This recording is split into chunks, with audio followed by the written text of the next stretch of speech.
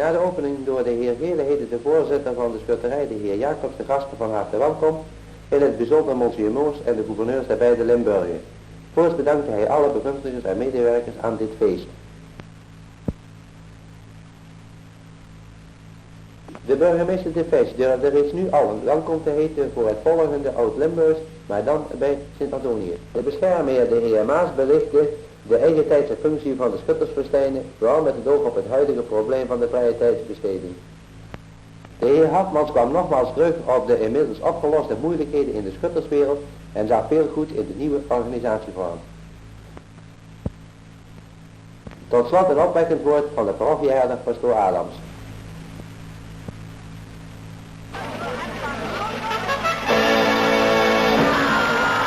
Sehr verehrtes Publikum, die große Nummer wird gemacht. Die große Nummer wird gemacht. Und wenn der ganze Zirkus kracht, die große Nummer wird gemacht.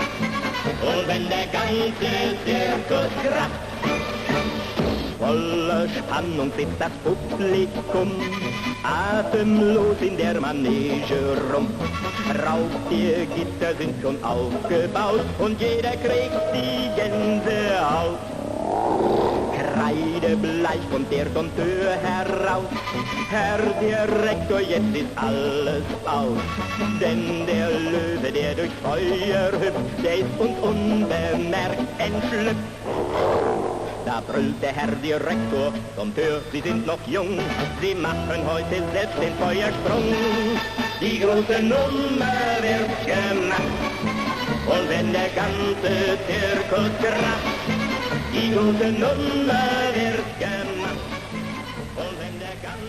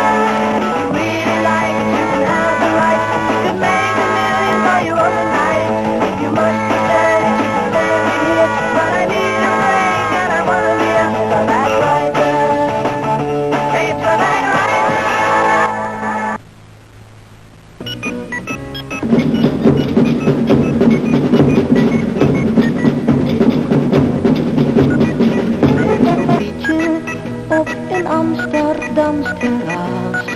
Zij was Holland als het gras, als een molen aan een plas. Ik wist niet wat ik moest zeggen, uitleggen. Dat er mij meteen iets deed. Ik zag meisjes in Parijs en in Turijn, in Helsinki, in Londen en Berlijn. Waar ik op de wijde wereld was, zij mochten er wel zijn. Maar de mooiste van de mooisten is Sophie, in de liefde is ze zeker een genie. Want een meisje als Sophietje is een lente-symfonie. In haar stem hoor ik een liedje, melodietje. Het is een liedje met een laag, dat ik hoor sinds ik haar zag, sinds ik haar zag.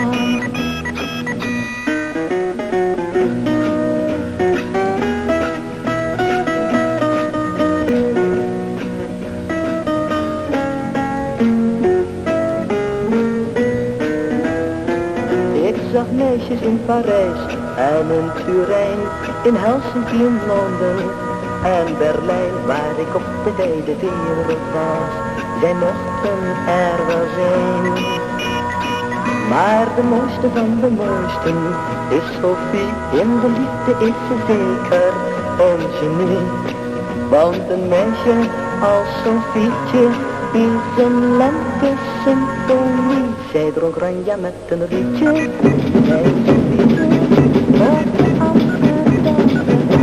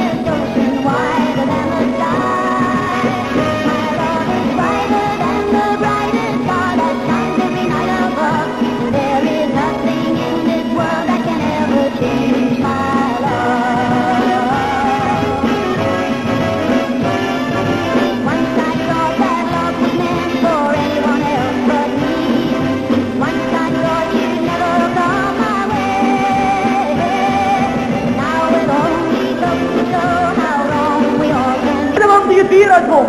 Hiep, hiep, hiep, hiep. Hoera!